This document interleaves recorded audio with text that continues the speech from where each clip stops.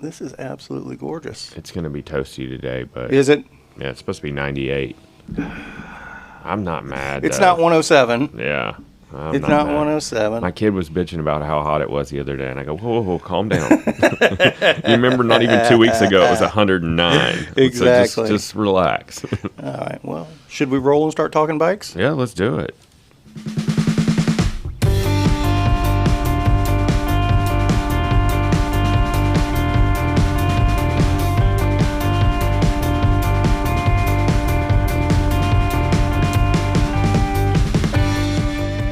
Hello once again, everybody. Welcome to the most exclusive and content-rich bicycle podcast in the history of bicycle podcasts. 99% bicycle talk. Hey, we're going for 99.9. That is the aim going forward. I say that. I guess people aren't getting the joke. No. I'm getting feedback from folks that are going, I like it when y'all talk other stuff. Don't do that. Bikes are cool, but let's talk. From one of our 20 listeners. We're up to 23. Oh, shit. Wow. And last I looked, I think I looked Monday night or Tuesday night. Still no Alaska, no Mississippi, no North or South Dakota. These sons of guns. I think North and South Dakota are going to be the final two that gets checked off the list. Mississippi, I need to check back with my cousin. She told me, I'm going to listen. So I'm going to have to hurt her. It's all good. But, I mean, we don't. If it's not a genuine listener, what's True. We want somebody that's going to be interested. I swear she listened because she even said it's cool because I get to listen to your voice. Okay. And I'm like, so I'm curious why Mississippi's not crossed out. And again, I don't know how those global. traffic numbers are tabulated and how accurate they are. It very well could be the sound or the podcasting app she listens to may not share their information with our host and that sort of thing. Well, I did send her the Spotify link. Well, that should be good then. Okay, because that's the one I typically share with people. I've started sharing the Apple one just to try it out. Does it give you better metrics? No, but I think more people are listening on Apple. Well, I know more people. Apple Podcasts is definitely the most popular platform. Spotify second. But generally speaking, Apple Podcasts is the. And I'm not an Apple guy. I actually listen on Google Podcasts, but that's an amazingly low percentage of our traffic. It's definitely, I want to say like Apple's like 40% of our listeners, Spotify's like 30%, and then all the others are like 2 or 3%, kind of mixed up in between them from that point on. But not a big deal. Yeah, it feels amazing out here. This is much better. This is much better. And the ground's so happy after all that rain. My foundation's so happy after all that rain. And I was happy because I didn't have to get up and water plants this morning. There you go. Paula came in and she goes, "You don't have to water this morning, sweetie." She's such a cutie. Oh my gracious! So all right. So I don't think we were recording. Let's get a little bit of the TNSS drama. Dude, North Shore was a hot mess last night. It was awesome. Give us the 30-second commercial of what went down. Man, we had a great crew. I had aspirations of doing a full pull. I haven't done full west in a long time.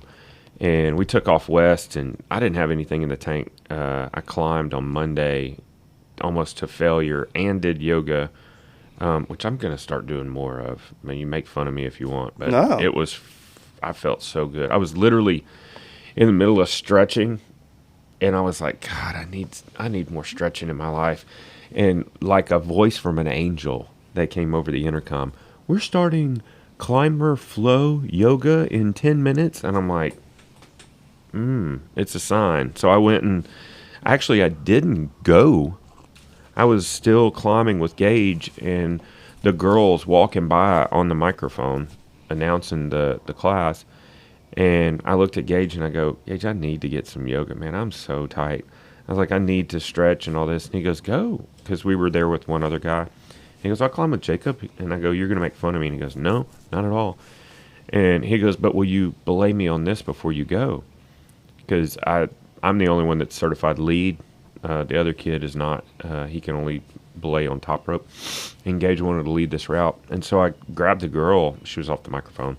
And I go, hey, how many people are signed up for a class? She goes, I don't know, maybe none. And I go, because I really want to come to the class, but he wants me to lead belay him on this one route. And then I said, can I slip in? She goes, you know what? If there's nobody in the class, I'll just bring the class out here. And I was like, okay. So I'm belaying him, and I see her and another girl walk out, and they've got foam rollers and yoga mats and everything. They brought it to the middle of the climbing gym, and we did yoga in the middle of the climbing gym. It's pretty rad. Drug runners. It's like planes, trains, and automobiles out here today. That's a drug runner. No, that's coming out of Denton Airport. Yeah. All good. All right. So we took off west. I told you all that to tell you this. I had nothing. My upper body was torched. And, on a single speed, you got to do all this business. I'm sorry. That's all me. Here. How long is it? I was going to do this. Oh, yeah. All the acoustics. So we get to Twin Coves on the west side, and Los and Silent Bob were with us, and I go, man, I really don't have much in the tank. And Caleb and Garrett were like, well, we can go back. And I go, but we can't get a full west if we go back. So we took off on 7, on the other side of the road, and we get to the top of the sand pit climb, and I'm not kidding you when I tell you lightning struck right across the road. And we were all like, shit. And so we took the road back and then dove back into 6. And was it already raining, or was it a dry strike? Well, it was dry strike. We had, we encountered a couple of drops on the way, but the wind was picking up, and then you could just, that ionic smell of the rain. It smelled so good. We could smell the rain coming, and you could feel the atmospheric pressure change. It got a little spooky. And then I was leading at this point, and I went over the bars. I tried to ride this stupid route section. Went over the bars and ended up like 5 or 6 feet from the trail. I sat there for a minute because I was a little rattled. And then we got back up and carried on. We got, I want to say it was almost at the end of 6. Yeah, it must have been. And we came around the corner, and there was a fire on maybe 5 or 6 feet off the side of the trail that had literally just started. I mean, it was 3 feet by 3 feet. All right. Lightning had obviously struck there. I mean, was that the same strike, do you think? No. Or did you see that one or hear the clap from it? Yeah, we heard it. But okay. It was, so not that there's big ridges at North Shore, but it was on the other side of a ridge. There is we were coming, obscurations. Yeah, we were coming around like this, and it's right before you go down and hit the little wooden bridge, and so you wind back around the creek, and you're on the opposite side of where you just were. So we, I don't know, spent 10 minutes putting that out, and by the time we got it put out, that's when the rain started. It was still smoldering. There was no coals or anything. Caleb was like, dude, we need to go. And I go, do you want to ride this trail next week? We probably should put this fire out. Definitely put the fire out. And so the funny thing is, I said, man, now I don't have any water to drink on the way back to the trailhead. And it started raining so hard, I'm not even exaggerating. I was spitting water out. I was like, just spitting streams of water out because we were cutting up and just cracking up laughing. There was just streams, like foot-wide streams of water running down the trail. But the wind was blowing so hard, there was limbs cracking, and it was wild. And I mean, driving home, I saw limbs like the size of my torso on the ground in the road. Yeah.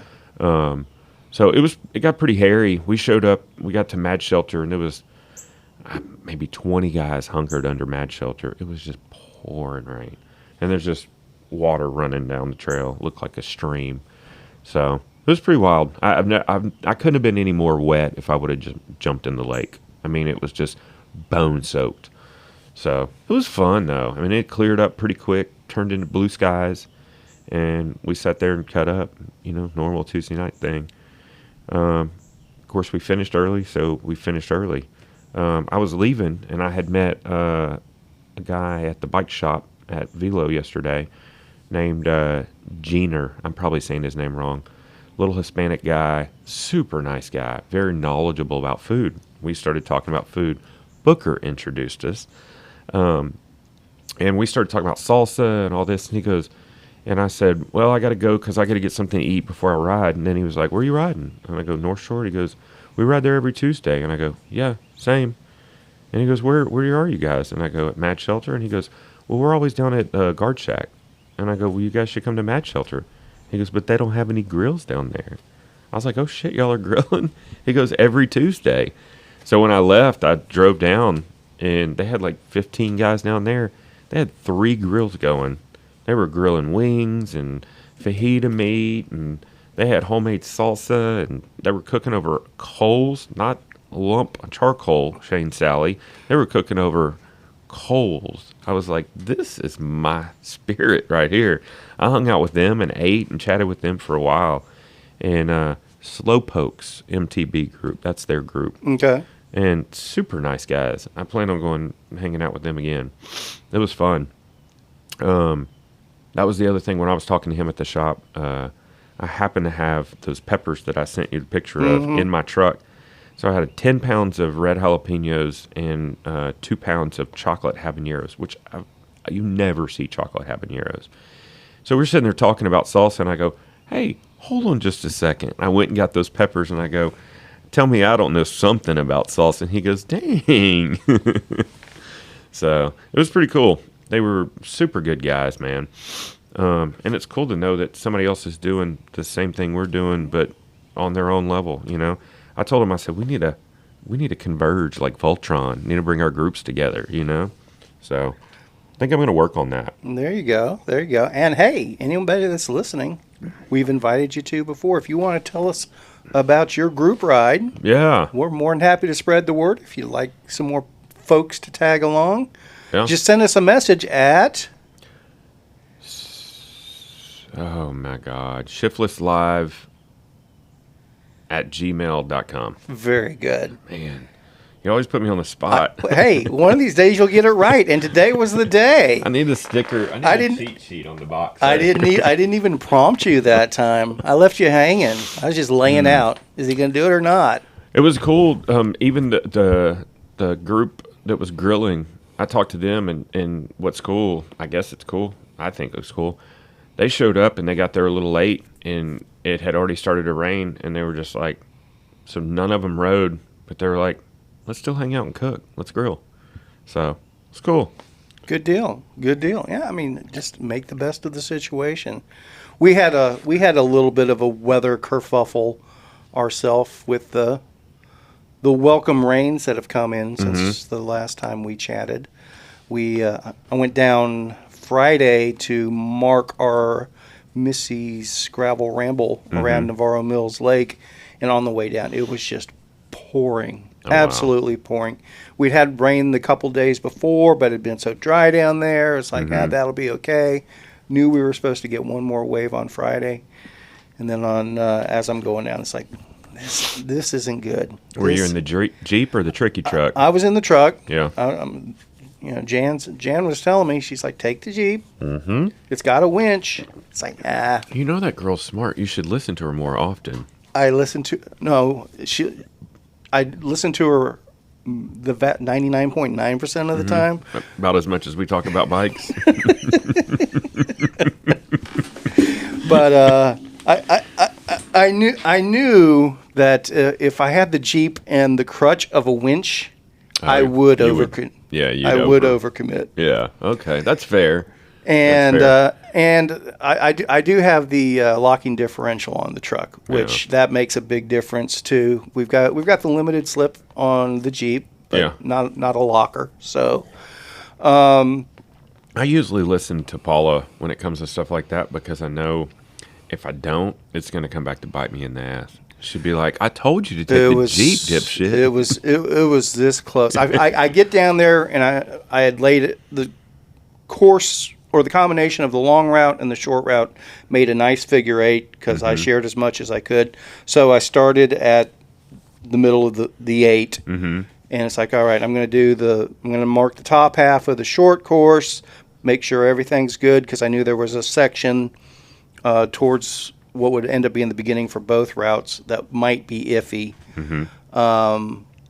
And so I started out, and the roads were fantastic. Taking the farm to market roads there, the ditches are full, the fields are wet, but I'm looking down the gravel roads, and it's like, all right, they're doing fine, they're doing good, they're gravel. But I knew we had a couple roads that were sand roads, and it's like, we'll see how they handled it. And I get like the first 5 or 6 arrows out, and the roads are fantastic. It's like, oh, this is going to be a great ride. And I just go sweeping around this blind turn on this nice off-camber, hard-packed gravel road. And as I come off the apex out of that turn, it just turns into black silt clay that's just muck. But I'm already committed, going 25, 30 miles an hour, wheels turned, and now I'm just going sideways. It's like, okay. And I had it in 4-wheel drive. Yeah. Thankfully. Preemptively. I did not have traction control off. And you normally run traction control off when you're in muddy situations? Yes. Yeah. Yes, you definitely want to do that. Basically, anytime you're truly four-wheeling, basically you do want to take traction control off, because what traction control does... Is it controls traction? Well, the way it does that is it stops the wheels from turning. So if you're in slimy stuff where you need the wheels to spin to do something, if you have traction control on, guess what they don't do? Keep spinning? They don't spin at all. So I was... That tracks. Yeah. So basically, here's our bicycle tip of the day. If you're ever on a muddy road in your vehicle, turn off the traction control. Turn off the. It's not gonna help you. It's actually gonna hurt you. I don't four-wheel enough to really contemplate that. Yeah. So made it out of that sticky situation, and it's like, well, if that's the only one we got to deal with, we'll be okay. Came across about a half dozen others. You're thinking if Unbound can do it, we can do it. I wasn't going that direction. But if we have a mile and a half in 70 miles, folks will be okay with that. Yeah. It probably turned. It was all short sections, but they were all like in the middle of nowhere, and there was no way to get around them. It's like no reroutes available. Yeah, it's like this is stacking up too much, so we had to pull the plug, unfortunately. Yeah, and this was what, the day before? This was the day before. Yeah, and it was Friday. Yeah, this was Friday, and it was Friday afternoon, because usually I mark on Friday morning, but the rain was coming through, so it's like, well, I need to wait till after the rain blows through to start marking anyway. So I was getting a late start on marking, but I was happy with that. So yeah, because I like to check routes as soon after a bigger rain as possible. And where was that? Navarro Mills Lake. If you know where West is on I-35, go like 20 miles east of there, and that's kind of the area. So go east from west? Go east from west. Okay.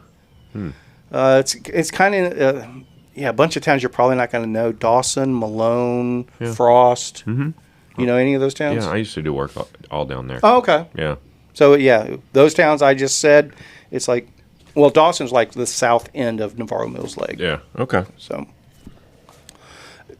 fantastic riding. Really neat area. Great kolaches. I'm not a fan. Really? Not my style. Huh. I mean... I would have taken you for a kolache guy. I'm not much. No. Well, which kolaches are you referring to? Are you referring? Oh, I don't want to get into this dispute. Well, I know. I just want to make sure we're on the same page. There's two different camps. Are you referring? Are you referring to the sausage kolache, or are you referring to the fruit kolache? Oh, I like the. When you say kolache, what are you referring to? I'm a cream cheese kolache guy. So you're talking about the Danish dessert thing, as opposed. to the pig in a blanket Well, thing. I like the pig in the blanket too. But I was just making sure what you were referring to when you were saying kolache. Well, my default is to the sweetened ones. Understood. But I definitely will eat a pig in a blanket. I'm not afraid. Understood. And I'll even put mustard on it like a big savage. It's delicious. I am a fan of pigs in a blanket. Yeah. And I don't refer to those as kolaches. When I'm talking kolaches, Yeah. I'm talking Yeah. the Danish-ish Same. sort of thing. I've never gotten that. I never understood it. But I've had many a pig in a blanket style kolache. Yes. On a bike ride. Yes. Multiple times. Yes. And they're That's- delicious. That's like the best convenience store food you can get. I mean, I'd argue moon pies, but whatever. Well, sometimes you need the protein. Yeah, that's true. That was a lot of protein in moon pies. A lot of protein. Where? Like 10 or 11 grams in the gelatin in the marshmallow. Oh, okay. Yeah. The horse hooves. The toenails. Okay. But, yeah, moon pies are, man, if you pick up and look at the nutrition facts on a moon pie, it's literally like the perfect cycling food. Protein, fat, carbohydrates, and I think there's like 300 calories in it. I mean, it's like, Yeah. it'll fuel you for like an hour. No, I get it. I don't dispute that. Yeah. We moon pies are in our regular rotation. Yeah. They're, it was Tinker, I think, did the 24 hours. I can't remember what 24-hour race was, like 20-something years ago. And I think they had a partnership with Moon Pie at the time, or there was a Moon Pie was sponsoring the Cannondale team, or hell, I can't really remember. And I read an article after that, and he said he fueled on nothing but moon pies. And I was like, what? And that's what sparked my interest. And I started reading the nutrition facts, and I was like, well, hell's bells. Yeah. I didn't realize they had that much protein in Yeah. them. I may be misquoting, but it's somewhere, it's at least 9 grams of protein. But I remember, it's been forever since I looked at the nutrition facts, but the ratio of protein to carbohydrates is like perfect. And then the calories, like 300 calories is perfect for an hour, give or take when you're cycling, Give or take. But anyways, so I ran on moon pies for quite some time after that. Makes sense to me. Moon pies and RC Cola don't get much better. Boiled peanuts and Dr. Pepper. That's better. Man, it is. I wish we had roadside boiled peanut stands here. Oh. Well, no, actually, I'm thankful we don't. Yeah, that's true. Now, that my ankles would be said, swollen. there's it's not a QT. It may be a racetrack, but I think it's another one that's kind of in between racetrack. Same. Don't tell me about the crock pots with the boiled peanuts. It is in them. it is the crock pot, Yeah. but it's actually a decent one. Yeah, but they're just pouring them out of a can into there. I think Because you can buy boiled peanuts in the can in the grocery store. I know. I understand. I think they're bringing in the fresh frozen ones, which is a step above the canned ones. Yeah. It's still not roadside fresh quality ones. Question. When Yeah. you eat boiled peanuts, do you peel them? Or do you just eat the shell and all? No, I don't eat the shell, but Yeah. I pinch them. Yeah, same. I was just wondering because I was talking to Hoyt the other day, and he's like, "Dude, when you eat boiled peanuts, you don't just eat the whole thing." And I'm like, "No." No. He's like, "It's a great source of fiber," and I go, "I bet it is." Because when we were sitting in this circle at Tuesday Night Single Speed, there's always a gigantic bag of just peanuts. Yeah. And him and his kid were there, and they were just eating the shell and all, and I was like, "Whew, that's gonna make you thirsty." I used to do that with sunflower seeds back in the day. Oh, God. But it was just a handful or two. It wasn't like Bad for your colon, buddy. like peanut shells are any better. I don't know. I mean, I eat shrimp shells when they're fried, so That's on my to-do list. yeah. I haven't done that yet. So, but Fry some shrimp. no, eat the shells. Yeah. Prepare the shells. It's not bad. No, I'm just talking about the tails, actually. You know how people fry shrimp and leave the tails on? Yeah. I eat the tails, too. Okay. They're good. They're really good, actually. But let's talk about bikes. We were. Yeah. Oh. Because shrimp is good food for. No, I don't think so. I don't think so. Just put it in your pocket. Put them in your saddlebag. Something I do. Okay, I need some clarification. Talk to me. we're going back in the Wayback Machine to a week ago. And I apologize. I have not listened to my quality control version of that episode yet. I just know I did the edit. So I edited some of this because some of what we were talking about wasn't adding up. I want to make sure we're on the same page. When we had been talking about recumbent trail bikes, you recall that part of the conversation last week? Neither one of us knew what the hell we were talking about. Agreed. Let's just start there. We'll start there. And I still don't. I think I know a little more. Okay. Because, that conversation wasn't adding up in my head, so I dug a little bit, but I want to make sure. When you were talking about recumbent trail bikes and trails being rated, for lack of a better term, for recumbents. Considered recumbent friendly. Yes. Were you specifically talking recumbent bikes for people that just want a laid-back bike, or were you talking about adaptive bikes for people with disabilities or things like that? Well, I thought that they were referring to adaptive bikes for impaired people. Okay. But they were saying that, I guess from a width standpoint, they fall into the same category. When you talk about off-road, I still don't know what the hell I'm talking about. I understand. I'm not a doctor. I'm going to educate you a little bit here. But I took it to mean dual wheels, the width that was necessary to do that, whether it was on a recumbent or... But generally speaking, you were referring to adaptive cycles in general. I guess so. Not inadvertently, yes. Not like what we think of as just the regular road recumbent, where it's somebody that just wants to ride a reclined bike. That's right. It's not based on disabilities or anything like that. Hell, I don't know. Either way. Okay. No. Okay. All right. So the digging that I've done since then, just to try to clarify it a little bit, I was concerned that I was talking recumbent for able-bodied people. And you were specifically talking about adaptive. No, I was talking about both. And so you were talking about both.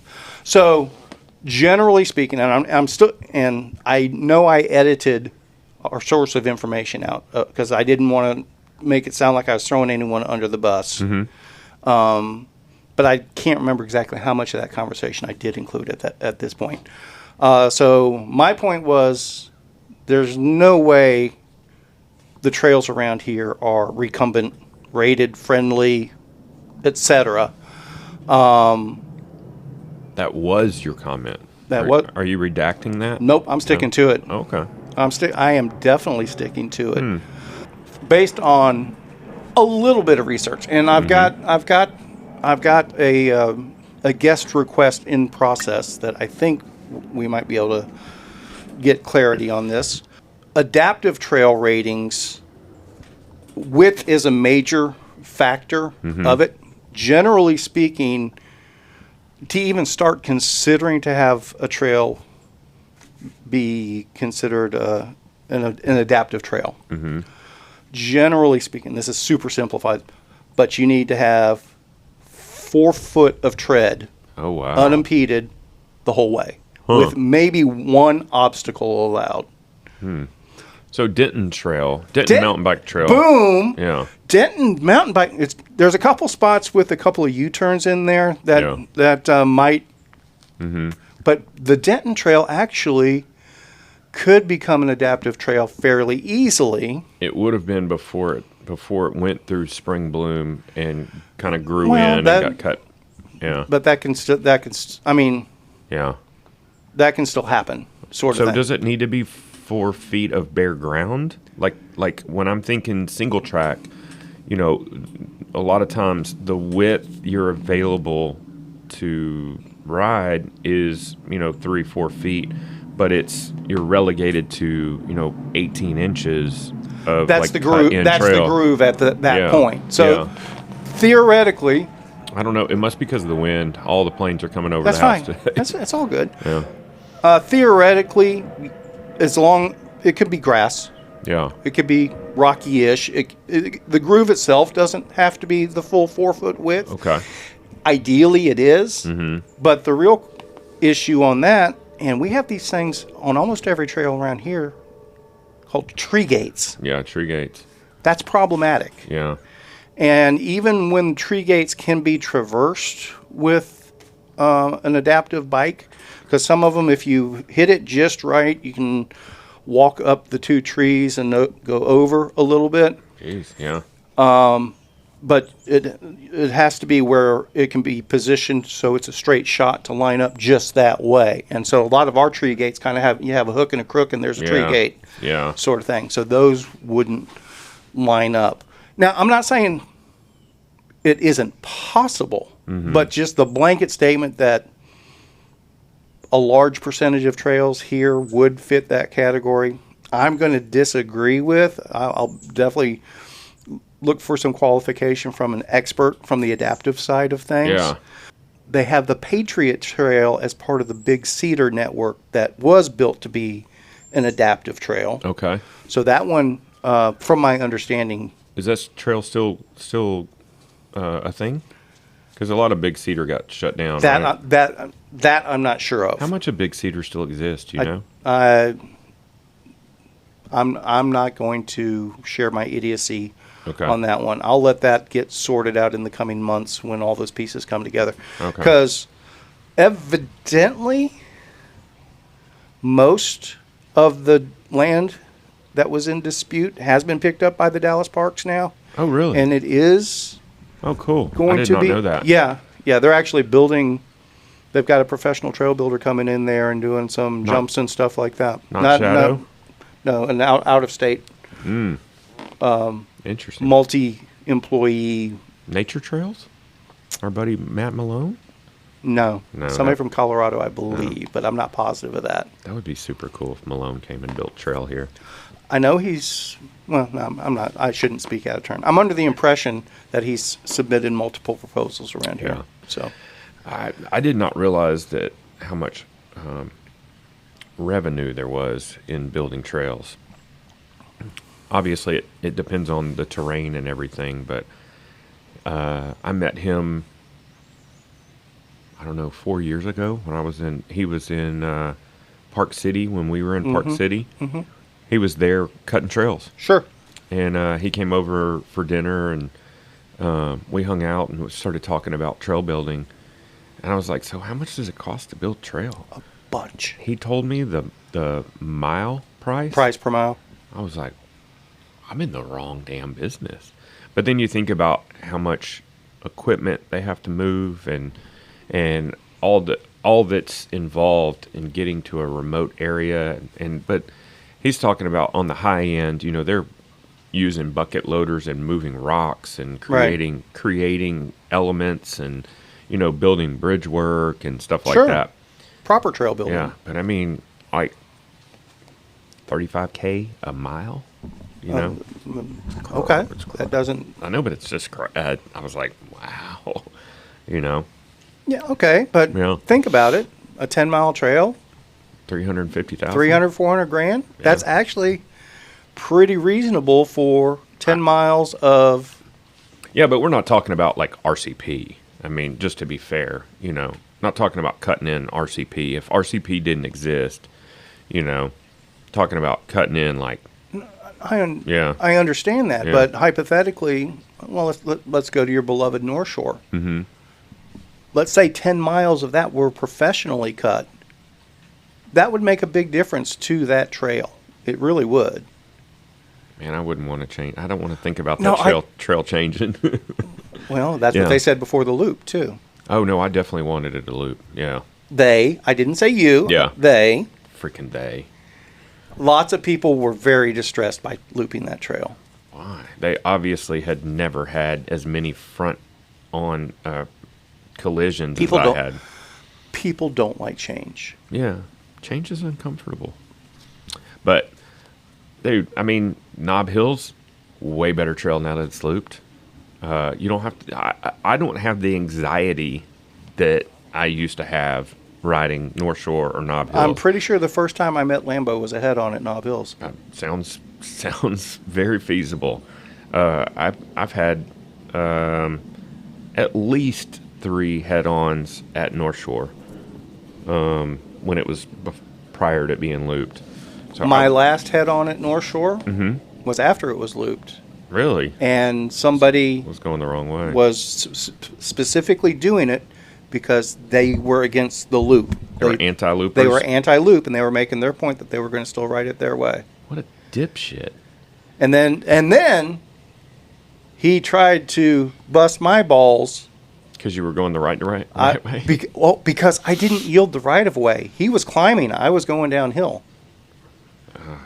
I would have had some very choice words. There were. That would have not ended well for me. I would have ended up getting my ass kicked. There were. I mean, I get that you're supposed to yield to the climber, but not when they're going the wrong way. When they're going the wrong way. And that's on a true mountain bike trail. I mean, we don't have like real climbs on trails here. But that is. I can't even process the audacity of someone to take that stance. I would have laughed in his face. I did. Yeah. I quite frankly did. Yeah. Well, good. I'm glad you're my friend. He also had the Bluetooth speaker cranking. Yes, it all adds up. My favorite trail guy. Listen to some T-Swift, dog. God, I love those guys. We need those guys, though. Man. No, the other thing that makes me happy that North Shore's looped is it's extra mileage. You know, I mean, you can make the argument, and I'm going to talk out of both sides of my mouth, that riding that trail when it was not looped, when it was out and back, coming back was a completely different animal. You know? Yes. Yeah, that's the basic point. Yeah. And I get that, but you're still worried about people coming towards you no matter which way you're going, which always kind of, got me scared at multiple places. Now, that being said, when the time changes in October, we will wait till sundown and we ride the east side backwards through the winter, almost in maybe until the time changes back, almost. And we always yield to people that are going the right way. Vic doesn't live here anymore, so I guess that could be the case. And we make sure we tell them, you're going the right way. That messes people up so much.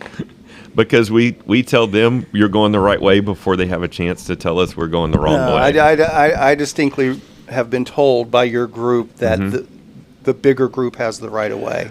Well, we take that stance occasionally. It depends on how boisterous we are. But a lot of times we do have 20 people. I understand that. I understand that. And it really depends on at what point we encounter people on the trail too, But a lot of times, I think people get intimidated when they see 20 lights coming towards them. And so they just... I think a lot of people get confused that they don't realize that's what's happening. Yeah. And so that's always been... I don't have any problem with you guys riding the trail backwards when you got headlights showing that you're on the way. Yeah. That I have no problem with. Yeah. Taking the stance that the bigger group has the right of way, nah. I will bust your balls over that every chance I get. I think that's been said in jest. No. Really? No. I mean, I'm guilty of saying that, but in jest. I've always said it like, well, what are they going to say to us? We got more people than they do.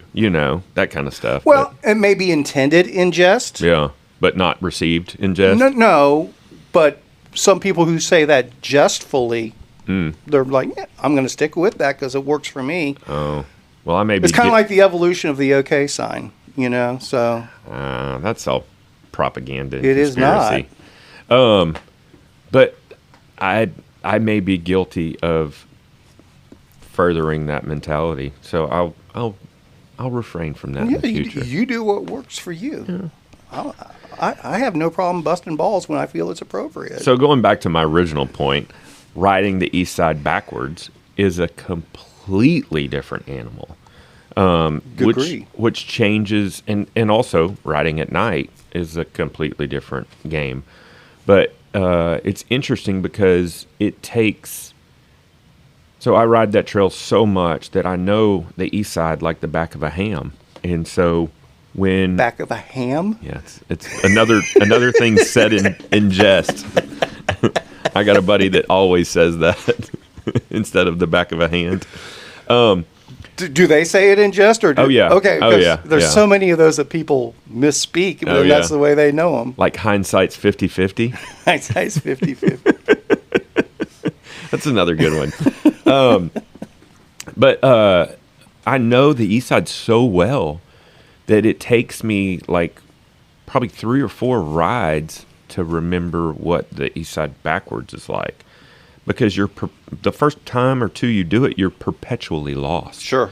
You don't know what's coming and how to attack this particular piece, because there's a lot of, dare I say, way more technical aspects when you ride East Side backwards. I would almost argue that East Side is better backwards from a technical aspect. It's the stranger. It is kind of the stranger, yeah. But there's a lot of, if you think of, just next time you ride the East Side, just think of all the gullies and stuff you go through. And a lot of those step downs that you don't even think about. Like you're going off of a route, but you're going downhill. Well, when you're coming back the other way, you've got to carry momentum. You've got to kind of almost huck up on top of it. It's funny you say that. Back when Clue was cutting... there's a name I haven't heard in forever. Cutting that loop for the east loop. Uh-huh. I went out there to join them with some of that and help out. Yeah. Supervise. No. AKA no, supervise. I was there to help. Mm-hmm. And we checked out stuff and we did it both ways. And I was like, you know what? This actually works better the other way. Yeah. I was wondering how that got established, because theoretically it was ridden, the original part was ridden both ways. So when they looped it, I was wondering how they decided which way it should go. I don't. It was. I'm under the impression it was his decision for whatever reasons. Yeah. And I don't know what those reasons were, but typically the default is clockwise, and the West Side runs clockwise. No, the West Side runs counterclockwise. If you're hubbing from Mad Shelter, right? No, the West Side runs counter, and the East Side runs counterclockwise as well. Yeah. So, but typically on most trails, a lot of trails that I think of offhand run. No, maybe I'm wrong. No, I think maybe I'm wrong. Yeah, I'm wrong. I think because even Corinth runs counter. I think more run counter for whatever I don't think there's a standard though. Well, let me put you that way. Maybe I'm wrong. I don't believe there's a standard, but I could be mistaken on that. But I can also see where there might be a tendency if people are used to one in a certain region. Yeah. That's the way we kind of do it around here, sort of thing. So it was Clue's decision to run it the way it is. That brings me. I don't know that it was his decision per se. That's fair. Well, we won't blame him. I'm not. Yeah, I'm not saying it's a good thing or a bad thing. It just brought me to another thought. I forgot. Was it? It was Boulder. And I don't ride Boulder enough at all. But didn't Boulder's clockwise. But didn't they used to? Is it Boulder I'm thinking of that used to? On odd days, it ran one way, and on even days. They did that for a while. Yeah. Now that you, was that Boulder? I'm pretty sure it was. Because that would be. I wonder how big of a pain in the ass that was, or what kind of negative feedback they got from that. I wonder if less cars got broken into on the counterclockwise days. But no, I'm thinking about that from a North Shore application and wondering if because I'd love to ride the West Side backwards. That would be an animal. I'm wondering if we couldn't do something similar to that, like maybe even if it just changed directions during daylight savings time. You know. All I know is when we did our backwards race at North Shore, you would have thought it was the apocalypse based on the feedback we got. People were convinced that we were going to kill dozens of people that day. People love to Karen out. I mean, just want to have something to fuss about. Who is the main trail steward at North Shore now? Simon. Okay, that's right. We were talking about that the other night. Huh. I need to get out there and do some trail work. Understood. Lucky. Understood. Mind your tail. What are the chances of that? I saw that Sean McAfee is hosting the Winter Series at North Shore for the DFW Series this year. He just announced it a couple of days ago. I saw him last night, and he was ambitious in getting some footage before all the gully washer came. Gotcha. And I think he's just going to do. He said it's going to be the West Race Loop, so the abbreviated West. I think it's maybe just Loop 5. Okay. So that'll be pretty cool. That'll surprise some people. I'm interested to see what some of those fast boys, what kind of times they're going to turn on that loop, especially over multiple laps. Sure. So sure. Pretty cool just to get more tires on the west side too. So it's very neglected compared to the east side. I'll be honest with you. I always just consider 5 part of the east side myself. Well, but that's just me. It's a good loop. That's it's Lucky. Watch your tail.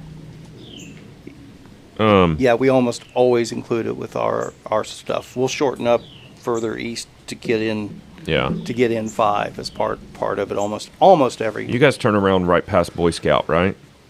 It depends. At the top of the little ledge climb. We'll mix it up. Sometimes we turn at Boy Scout. Sometimes we turn at the Marina Road. Sometimes we turn after what used to be the. Did they call it Joshua Tree or what? The one that got cut down. Yeah, the tree that was in the middle. Yeah. I just always called it the Point. But it's had lots of labels. Yeah. So people call everything on that trail something different. Yes. That's the funny thing. Like reading through Dorba, when you get to people are describing parts of the trail, and you're like, what are they talking about? And they say it like they know exactly. Obviously, this is what everybody says. Yeah. No, that's what your crew says. Yeah. And Vic used to always say, "Oh, you mean the part with the rock?" Oh, is there a root there too? I know exactly what you're talking about. Oh, in the sand? This weather.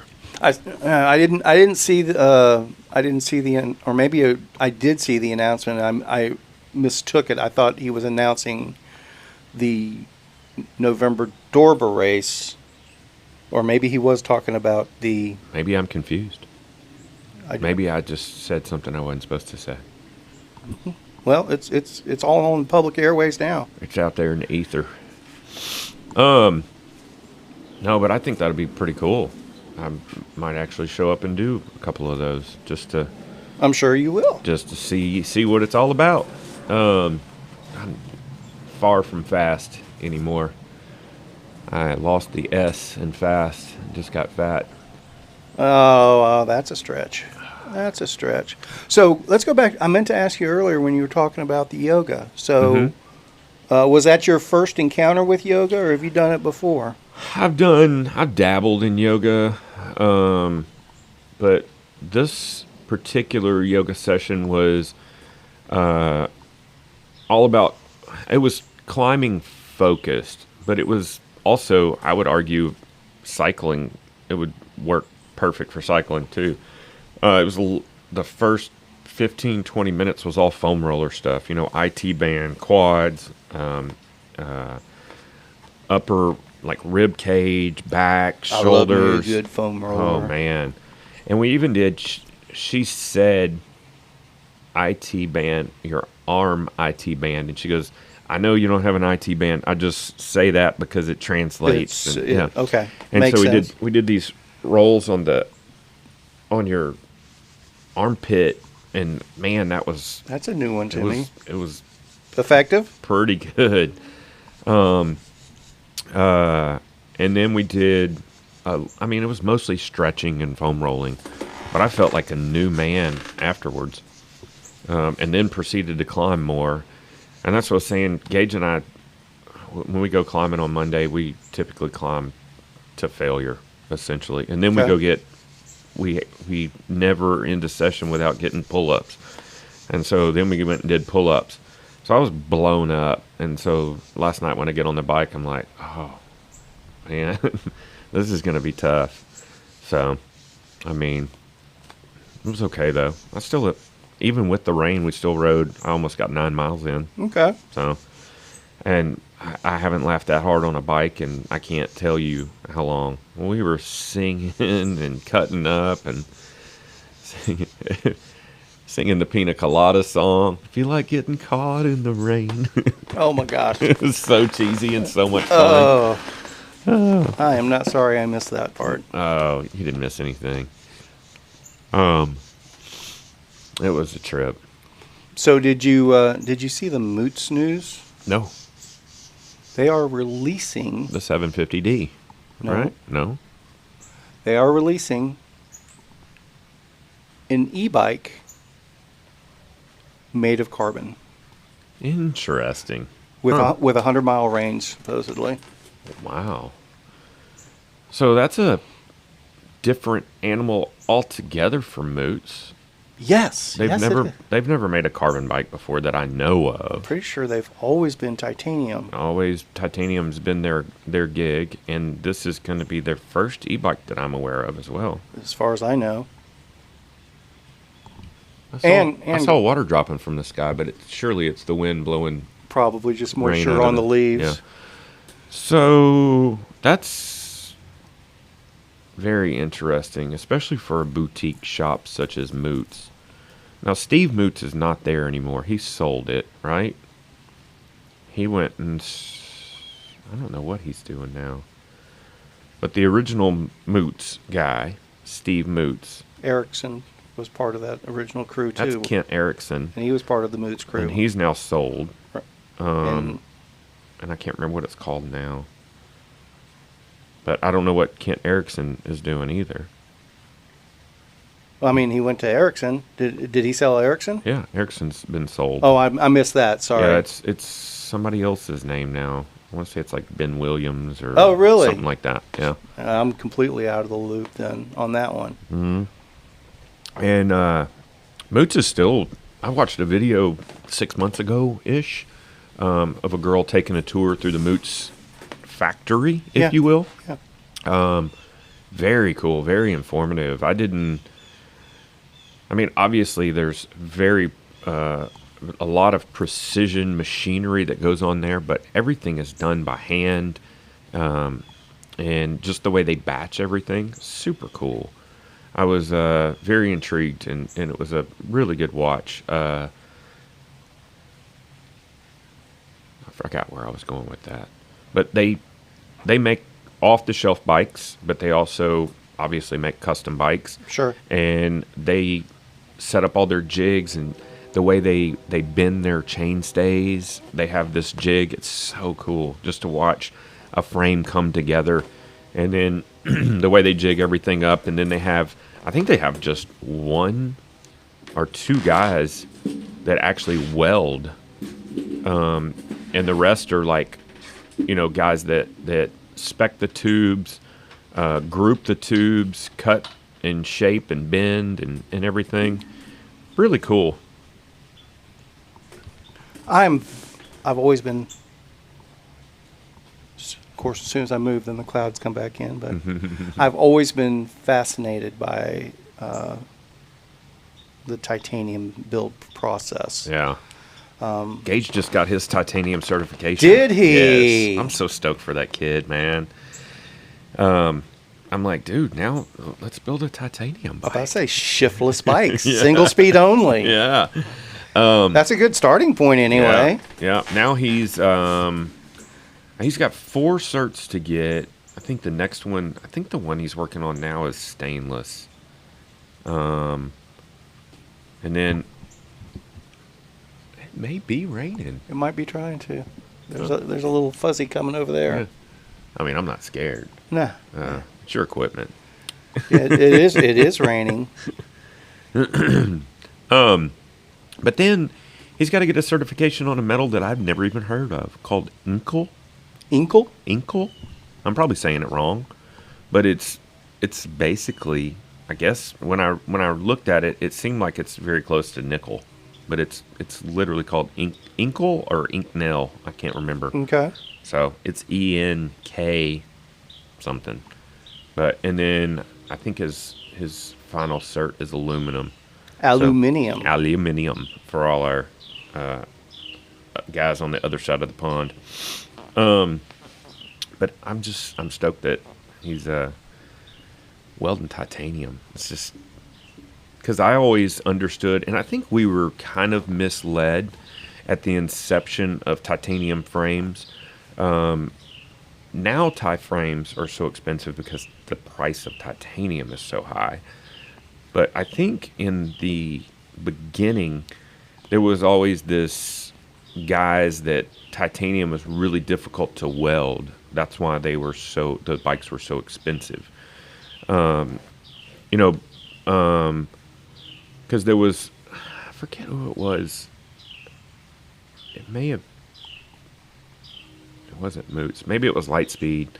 They had two different versions of tie. They had the 6.4, if I'm right, and then they had like a 3.25. Two different grades of titanium, and one was like the super light one, and the other one was the run-of-the-mill, titanium.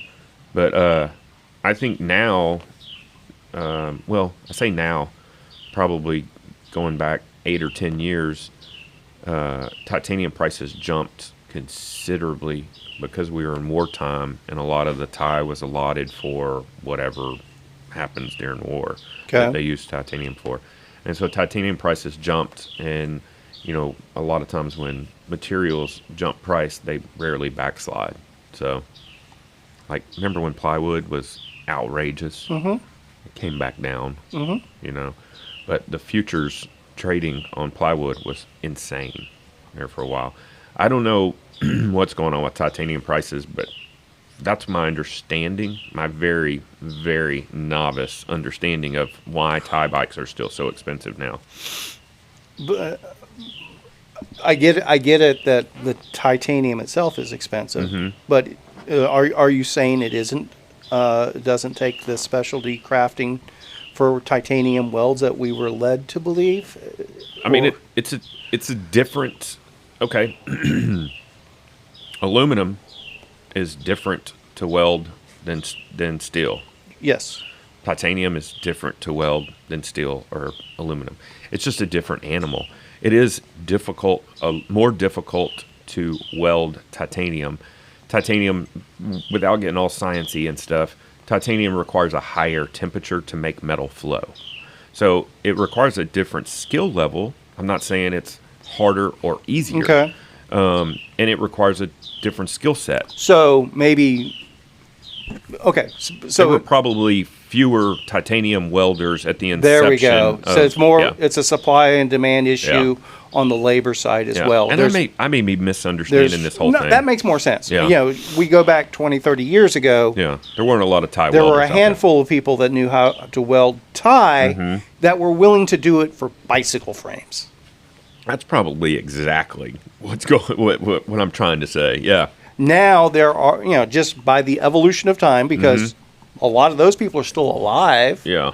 And they're still passionate about bikes. Yeah. So some of the old school's still around, but there's been another generation or two of people that have established that skill set that are in the mix as well. When you have so the labor pool isn't as sparse and specialized for it as it was. Well, and just like we were talking about before, there's been numerous companies that have sold and split and restarted, and Lightspeed turned into Linsky. Linsky spurred off from Lightspeed, and then Lightspeed closed their doors, but I think they're back open now. I think it's like Chumba. The name's there, but it's not. It's a different. It's a totally different management group and personnel and everything.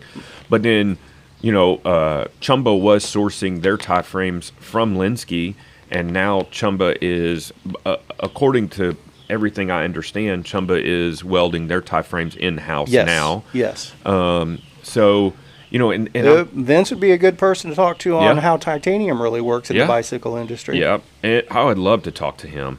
I love Chumbo Bikes. I love what they're doing. But and there's all these other boutique tie frame manufacturers.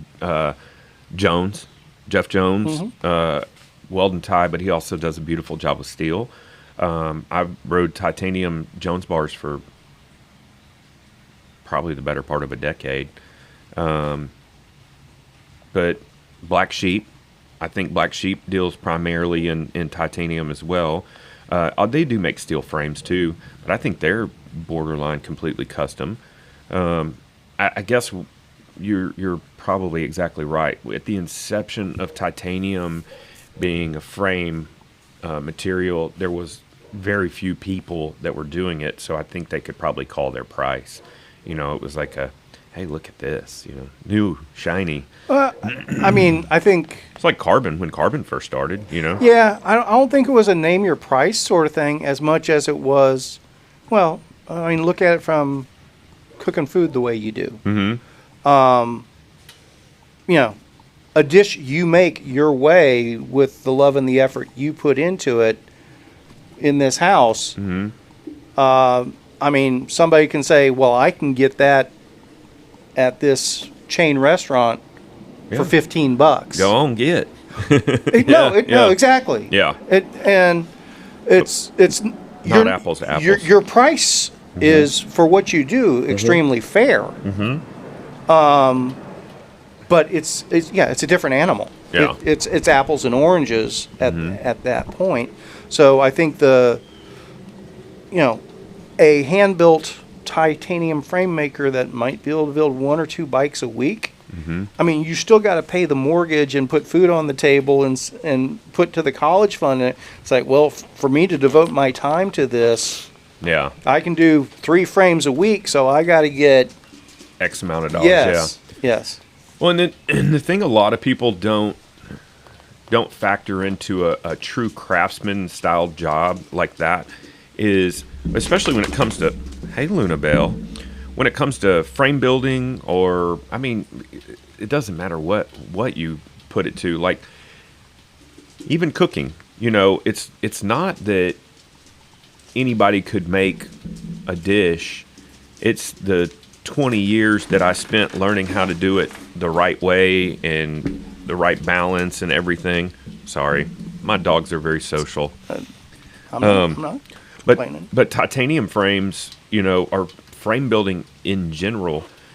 You don't just walk into a shop, outfit your shop, and start building frames. It is a process and an acquisition of equipment. Sure. You got to have miters, band saws, mills, multiple jigs, welders, obviously, finishing equipment. Well, and ultimately, the list goes on. I lean on this day in, day out. Maybe it's from a selfish perspective, though.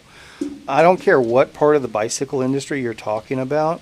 The only people that are in the business of the bicycle industry are those that are passionate about bikes, because that skill set they have, those abilities they have, can probably be applied almost in any other industry, and they can probably double or triple their income overnight. Yeah, but it's so the passion has to be there too. Well, it's just like, I could go get a chef job. No, it's the same thing. I totally agree. And I've read and heard anecdotes from multiple frame builders. Waltworks comes to mind. I think I read an interview with him at one point. He's like, if you're going to weld frames to get rich, you're in the wrong business. Yep. He's like, you got to do it because you care about what you're doing, because there's virtually no money to be made in, look how many custom bike builders have folded up shop. It's a list. So hundreds. Kind of going somewhat full circle here. It's kind of my understanding. I don't know all the ins and outs of it, but my understanding of part of the reason for this Moots carbon bike is because Parley went bankrupt, and part of that bankruptcy. I don't even know who Parley is. They were a custom high-end carbon road bike from. So the guy Parley was kind of along the lines of Moots in the carbon world. In the carbon world, on the road world. Carbon fiber. And it's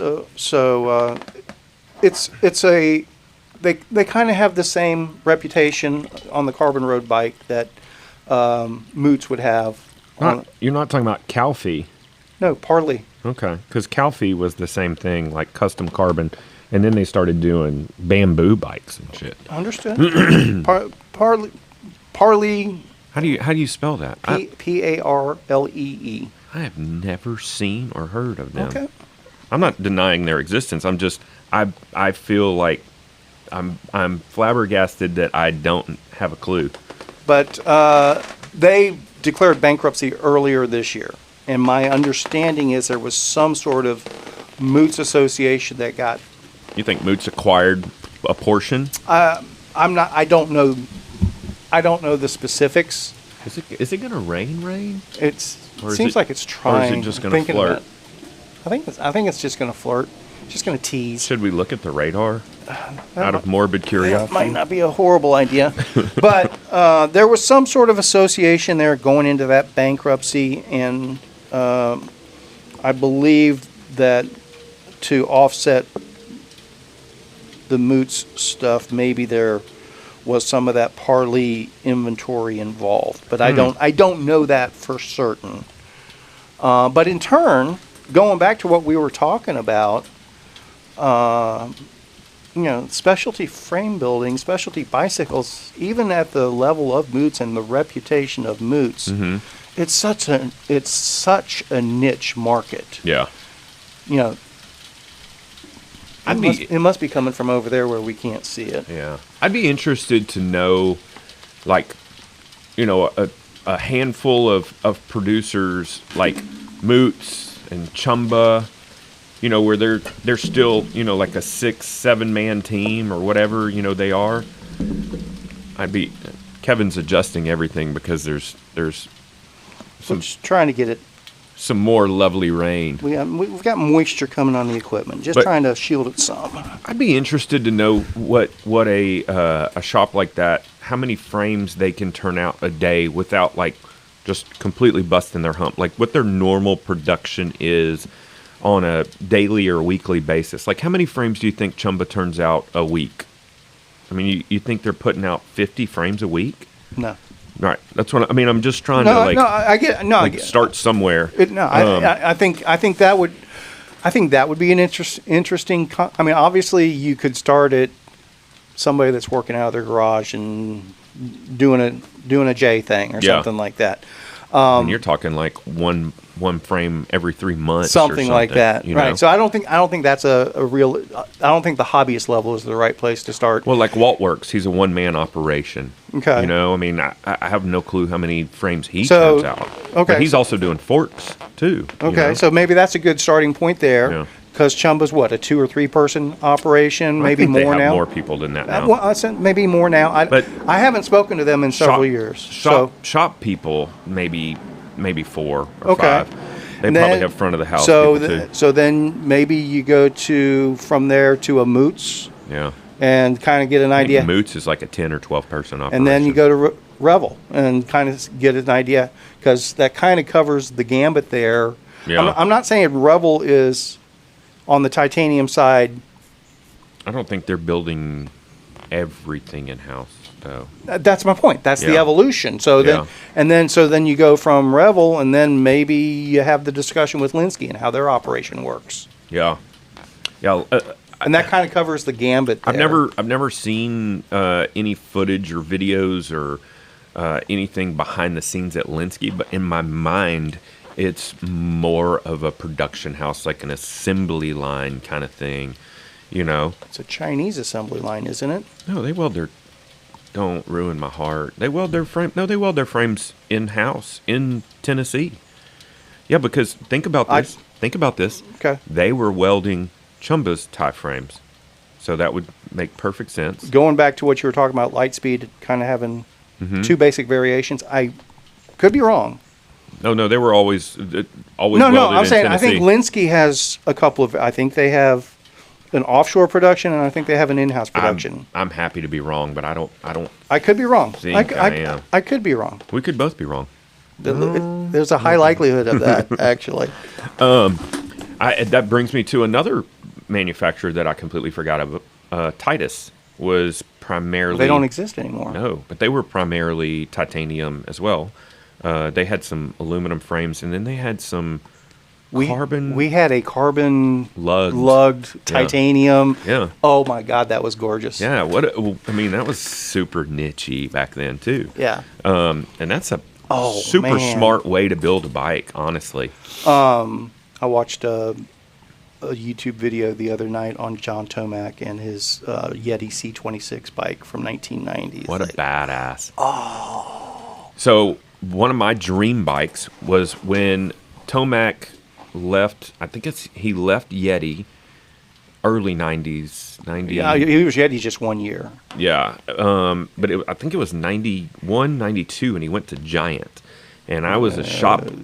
Okay. Oh, yeah, don't argue with me. No, there was somebody in between. There was one after Yeti, and maybe it was Giant after that. Univega? No. I want to say. It was somebody off like that. But I apologize for not knowing the entire history of John Tomac. That's all right. But he went to Giant, and there was I think it was a 856 or 956 frame. It only came as a frame.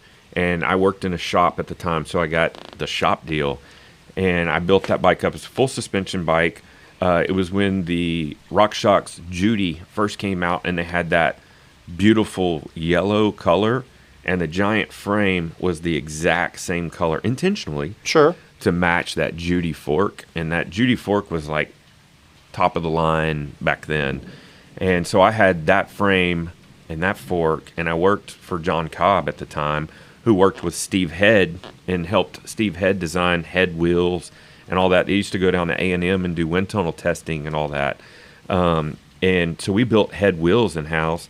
Well, Cobb put us all on, we were riding head carbon fairing mountain bike wheels back then. And I thought I was the baddest dude on the earth. And I had Magura hydraulic rim brakes, and just... you would have thought I was driving a Porsche. I loved my bike so much.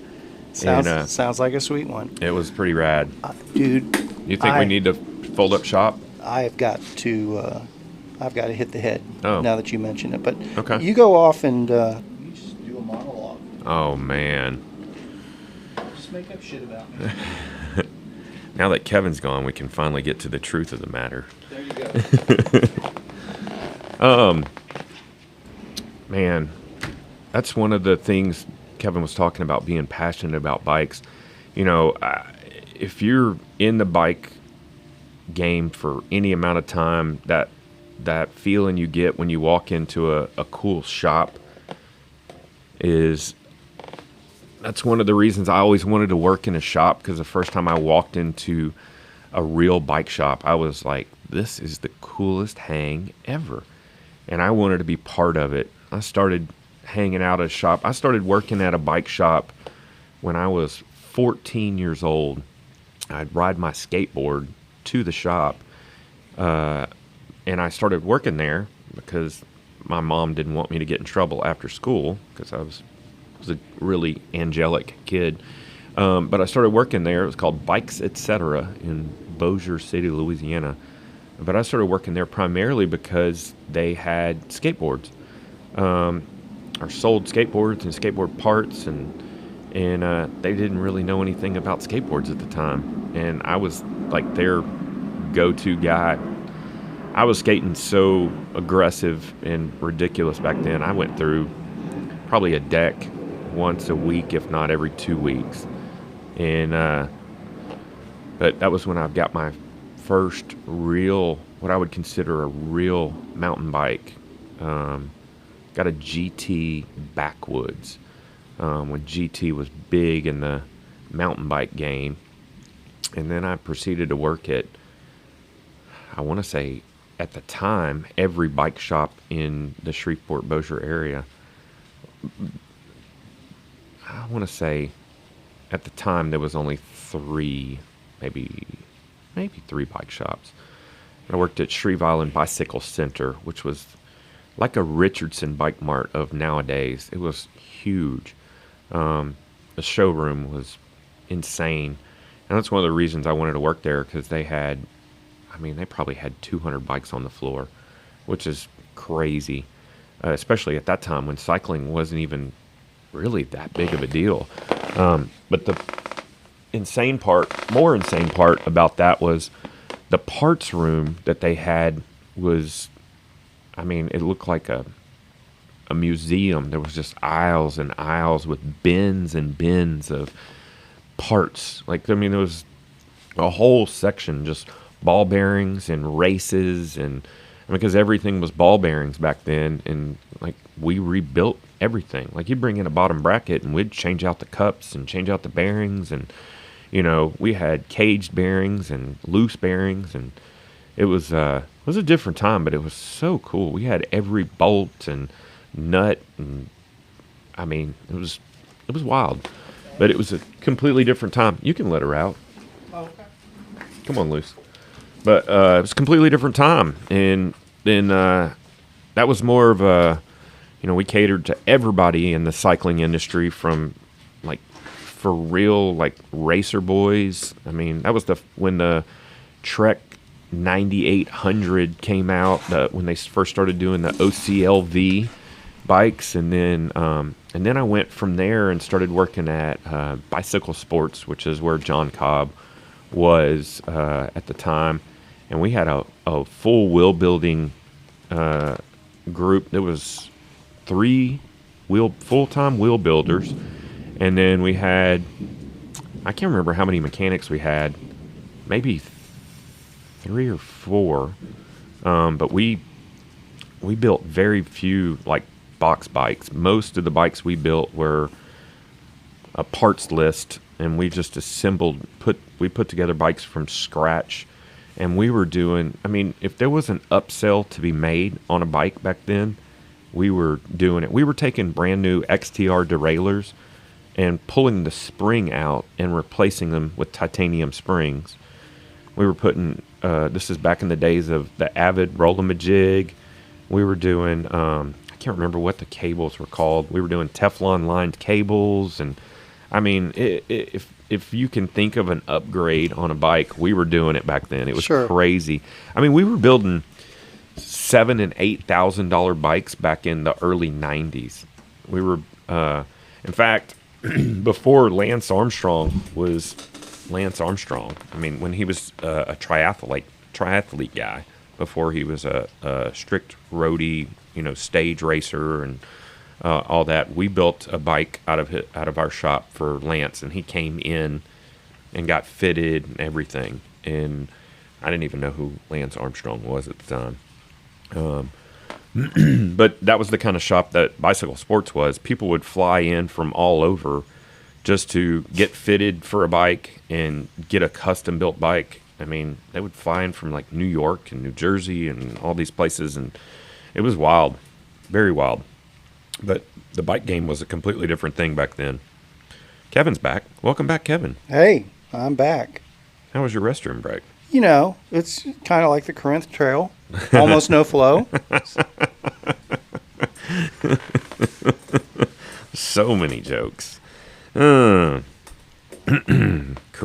Man, I'm not a fan of Corinth Trail, but I'm a fan of there being a trail. Oh, agreed. And I can't say enough good things about once it finally became a Dorba Trail, thanks to Vic, honestly. It now has somewhat markings, so you don't get as lost. But I still don't know that trail well enough to ride through there without either missing pieces or going the wrong way or whatever. But it's still basically the same trail as far as you know, just with some markings now, or I haven't been out there in several years. I think they've added pieces. Okay. But it's definitely not it's not a trail I would drive to and take my bike off my vehicle to ride. Understood. But it's great to throw into a ramble, especially because it's right there off the path, which makes so much sense. We started one from there. Yeah. Way back in the day, and it went all the way out to Dusen Road and all that, and then finished at Cool Beans in Denton. So. Cool Beans. Is that still there? Mm-hmm. Okay. Mm-hmm. And it's still the same place it's always been. It's pretty low-key, just good place to have a canned beer. Nothing wrong with that. So what do you have going on this weekend? Even though this will be outdated by the time it comes out. I'm just curious. This weekend is scheduled to be our North Texas Bikepacking Clinic and Meetup. That's right. You're going to be in Montague County. Supposedly. We'll see. Legendarily. We'll see how that works out. The weather isn't ideal camping weather for this weekend. It's warming up a good bit, so we don't have a lot of people interested in tent camping this weekend. But I will tell you, this is the biggest selling point for a hammock. When you sleep in a tent, when it's 75 degrees at night, what are the nighttime temperatures now? Like mid to low 70s? Forecast this weekend is high 70s, low 80s. Yeah. You sleep in a hammock in this weather, and you will literally get cold. Okay. Because there's so much airflow around you, and you have no insulation from the ground. You know, you don't have that radiating heat.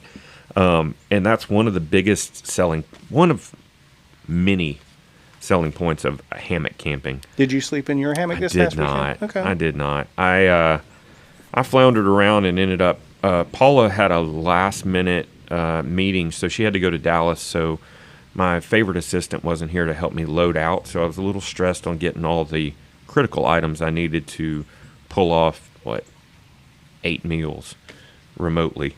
So I did not carry my hammock stuff. Okay. But not a complaint. It would have been good. It was just following up, see if it happened or not. It would have been good camping weather, but I did not. So neither of us camped like we had hoped to this past weekend. Yeah. So stuff happens. Yeah. Now, something we did have a barrel of monkeys type fun with last week that we're doing again this week.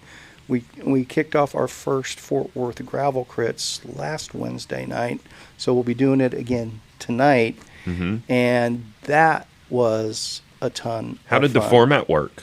So the way we ended up doing, and we have the flexibility to mix it up, basically depending on number of people that show up. How many people showed up last week? 12, That's 14, good. Something like that. That's good.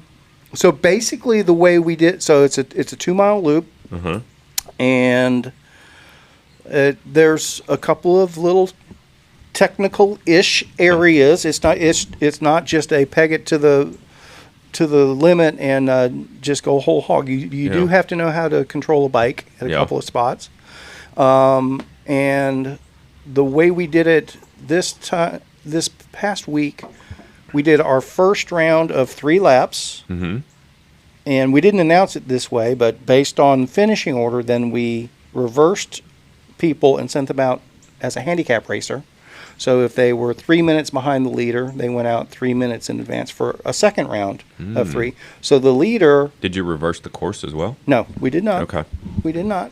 We have the capability to reverse the course. There's a sketchy uphill turn around at the far end that would be an even sketchier downhill turn around at this point. So we're gonna see how it works out in this format and with some bigger crowds before we try it the other direction. That's fair.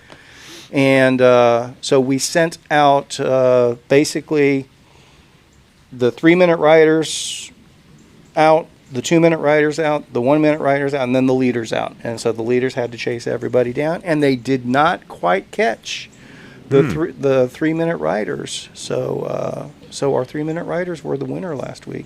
That it seems, if I was a tactical gentleman, sure, I would say that almost encourages sandbagging. Well, since we didn't announce it, it didn't this time.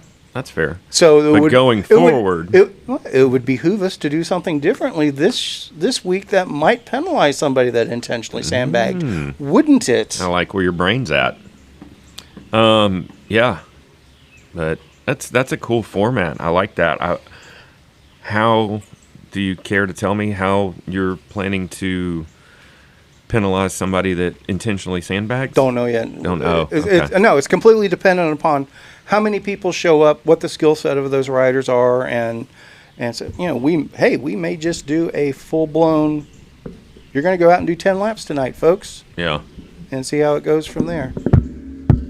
Sorry. Are we still live? Yeah. Maybe. Yeah, we're still good. Okay. I like that format. That's cool. Cool. The master plan is to do heat races and eliminate the last person through the. That's the final race. So so to do heat races, do two heat races, take the top half of each of those fields. Like an A and B kind of thing? Okay. Yep. And so the A race, heat races, top half of each, heat 1 and heat 2 qualify for the final race. The bottom half of those qualify for the B race. And so then we send out a B race, and the top finishers in that B race also carry through to the final race. Okay. So you get 2 chances to qualify for the final race. Okay. But the A race is going to be the fastest of the fast. But that's dependent on there being enough fastest of the fast to make it. So if we have a smaller crowd, then hey, we maybe we set up a handicap system of some sort and give. I like that. Whoever a rabbit to chase. And we've done that. We did that with the rat stage race one year when Matt kind of had a comfortable cushion. Yeah. And he you don't say. Most days he was riding by himself. Yeah. And one day he was like, you know what, Matt, you just stay at the hotel. We're going to send people out in front of you. Yeah. And you got all day to chase him down. And I bet he enjoyed having some rabbits to chase. That was a good day for him. Yeah. That was influential in. Yeah, it's always. I mean, not that I have a lot of experience in this foray, but when you go off the front and you're just looking at nobody, it's easy to let up a little bit. And we played with what we called gravel waves during COVID, where we did some handicapped starts that worked the same concept, but it was in groups. Yeah. And the folks that did those groups, they really wanted us to do it again, but it's so hard to. What ended up being our A racers, I'm not going to say the B racers were sandbagging to be B racers, but the A racers didn't make it to their advantage to qualify as A racers. I'll just leave it at that when we tried to do the way. But there was a combination of factors. The B group ended up being so big that it was just a huge peloton that could work together for. And so they reeled in almost everybody in front of them. I think we had it subdivided into at least 4 groups, maybe 5. Well, that is a big factor, too. I mean, if you have a cohesive group, overall they're going to be faster. If they know how to work together, and they do work together. And they do. And that was so we tried it out, and that was our takeaway from the B, C, D, and maybe E. That all kind of worked out almost the way we had hoped, where the idea was everybody should finish pretty close to the same time. Yeah. And except for Peter. I don't think he showed up for that one. No. Could be wrong, though. Could be I saw he knocked out the FKT. He did knock out the FKT. What was his time, do you know? 20 hours and 30 minutes. It's not bad. Justin did it in 15 hours and Justin who? Carey. I don't know that guy. I sent you an email from him this week. Forwarded an email. Why do I not see emails coming from you? I don't know. I'm such a jerk. Well, you may not have realized it was him to begin with. I'm pretty sure I forwarded the email. Maybe I didn't. Let me look. Kevin Lee. It may not be from Kevin Lee. It may be from Shiftless Live. It may be from. This is Flat Shoes. Yep, that's Kevin. Let Kevin know about the best. Oh, I did see this. Font Ranger Flatline. Is that shoes? I believe so. Isn't that what the subject line says? Yeah. So did he indeed ride flat pedals on his FKT attempt? He did. Huh. Good on him. He did. So what pedals is this guy running? That I couldn't speak to. It doesn't matter. They're flats. They're all the same, aren't they? Intentionally opening a can of worms there. I feel like you're trolling me hard.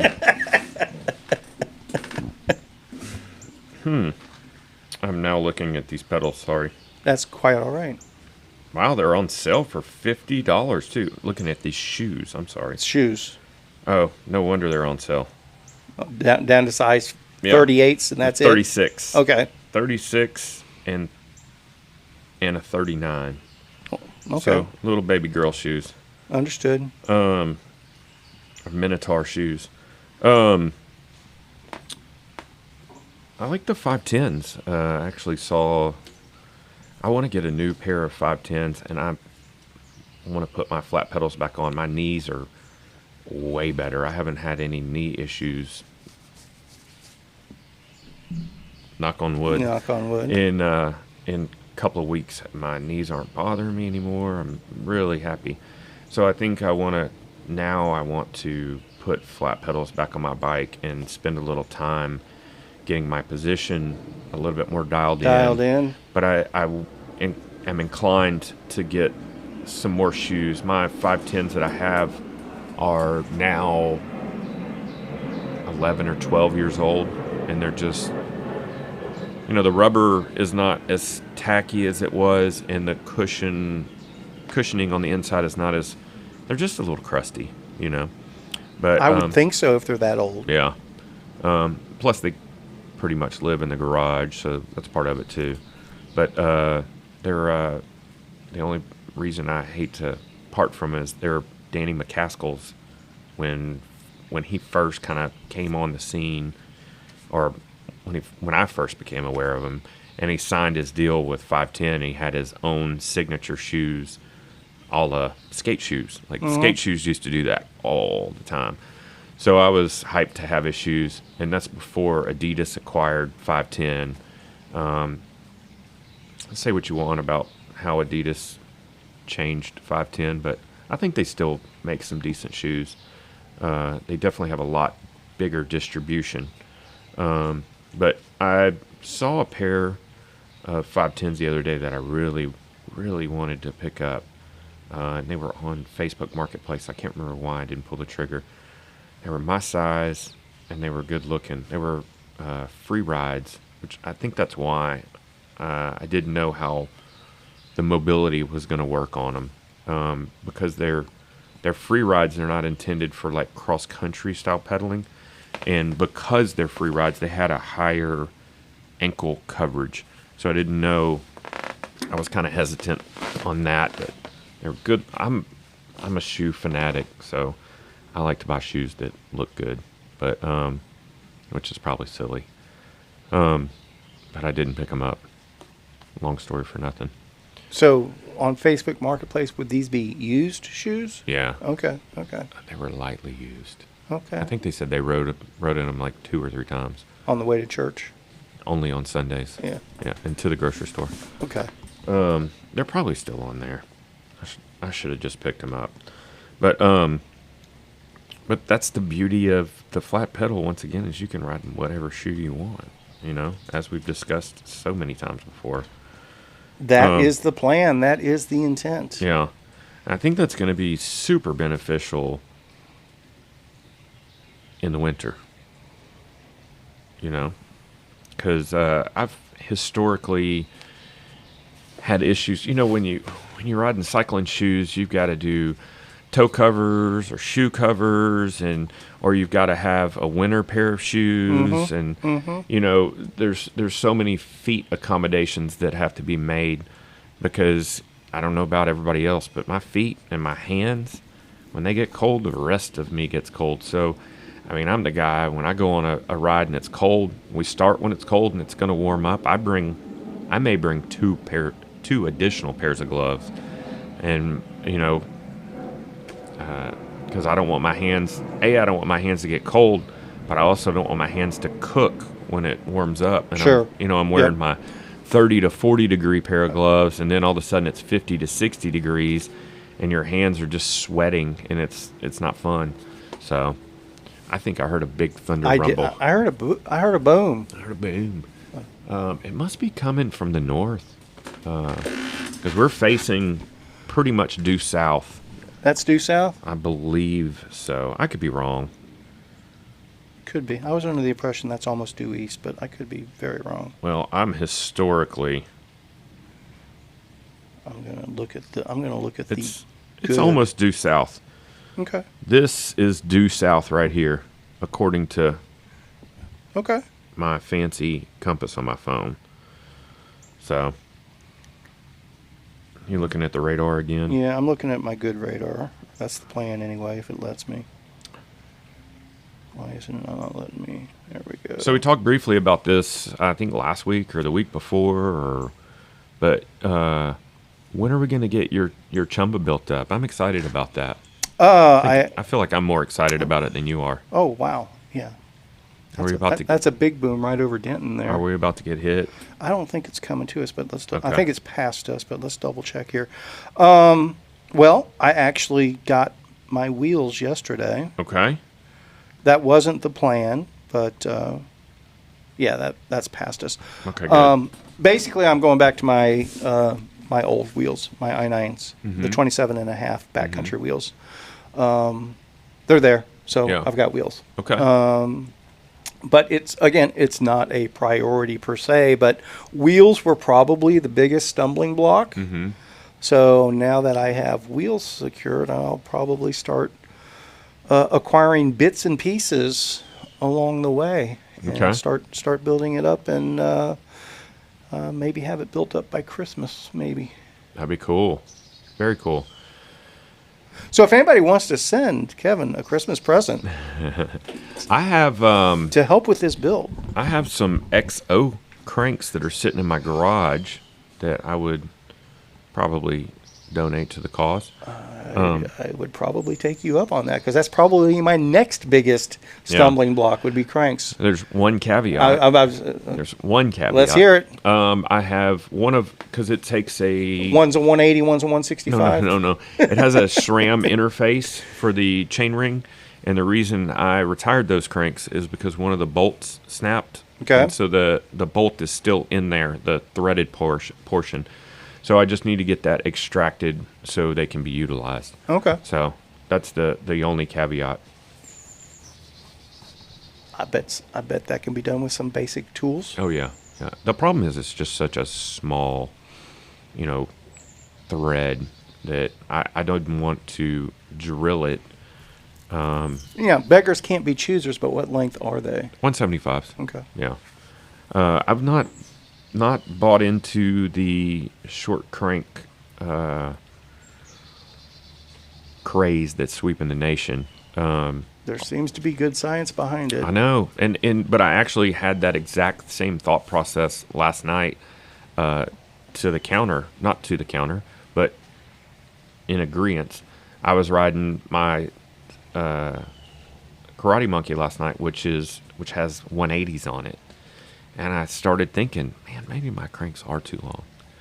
I literally had that thought a couple of times last night, but I think I was just gassed. I mean, just straight gassed. But I would be interested in, going to some 170s to try it. Yeah. But then I think, in my mind, well, then it could just be a fit issue, Well, yeah. I mean, that's what you start getting into with all of these changes. Yeah. It's like, okay, well, I've gone to the flat pedals and I adjusted my fit accordingly. Mm-hmm. Oh, now I'm changing my crank length too. Mm-hmm. And now Yeah. went ahead and got a slightly different stem. Yeah. Or whatever else. You start throwing all these pieces in there. And then I want to bar with sweep, Yeah. A sweep. Sweep. Oh, bar. Yeah. Bar. Gotcha. Yeah. Yeah, I mean, I think we've said it many a times, but proper fit can make. I mean, I've been on rides before, and my saddle or my seat post slipped unknowingly like a quarter of an inch. Yeah. And you if that. Yeah, and you go, man, why do I feel Yeah. so?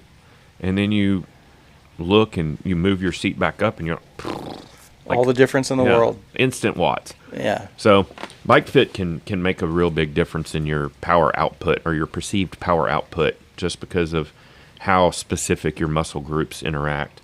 But And your endurance yeah, adds up quickly. let's see. Anything we missed that's important bike related for this week? So I've had a couple people ask me what the plan is. Are you at liberty to discuss the full-blown plan for November Big Bend, not Big Bend? I believe so. What aspect of the plan needs clarification? Well, Garrett asked me, "What's the plan?" And I thought we had kind of laid it out on the podcast before, and I know that he's listened to every one. So Okay. Well, so the plan is to meet up at Jackass Flats on Friday. Overnight there. And then go out on a 40 to 50 mile point-to-point ride from there to Terlingua Ranch Lodge to spend the night, Saturday night, camping, not staying at the lodge. Yeah. And that's the first half of the loop. And then Sunday, do the second half of the loop from Terlingua Ranch Lodge back to Jackass Flats. And we have various lengths for Sunday, depending on how gassed somebody may or may not be, or How hard in the paint they go if Saturday they night. or that can be a factor as Yeah. well, or other unforeseen circumstances that may arise. Weather is always a factor. Weather is always a factor. Okay. Well, I can't. I don't care what the plan is. I'm going, and I can't wait. The plan is to ride bikes with cool people, Can we laugh a little? laugh a touch, Yeah. drink a touch, Yeah. if you're so inclined. Can we ride, laugh, love? If you want to, you're more than welcome to. And you're cooking. Yes. We That have- is the rumor. That was the guarantee. That is the guarantee. I will be there So with bells on. We need to work on that aspect of it too. Yeah, So, I think once we have a better understanding of how many people are going to be there and how many meals, understood. we need to identify meals, and then I'll totally throw down a menu, and we also need to know if anybody has any restrictions. Not that I'm encouraging Understood. restrictions, but I know there's going to be some vegans out there, and I can accommodate just about anything. I did a retreat a couple of weeks ago that was a detox retreat, and they were no sugar, no dairy, and no gluten. Okay. And I had to cook, I think, 9 or 10 meals for them. Okay. So, and it worked out splendidly. So, I sometimes enjoy having a limited palette of which to paint from. Hey, sometimes just working from the shoebox works. Yeah. You know. Yep. And that's kind of what I did. I went to the grocery store and just bought a bunch of produce, and I identified my dinner time meals, and lunch and breakfast were kind of, I'm just going to put stuff together, and I made a bunch of composed salads. I did I can't even remember, charred peaches and hatch chilies when hatch chili season was still going and all that business. It was fun. Very good. I see you're getting antsy. Have we hit the hour and a half mark? We're at an hour 46. Well, I think we've probably talked about bikes. We probably talked Plenty. about bikes plenty today.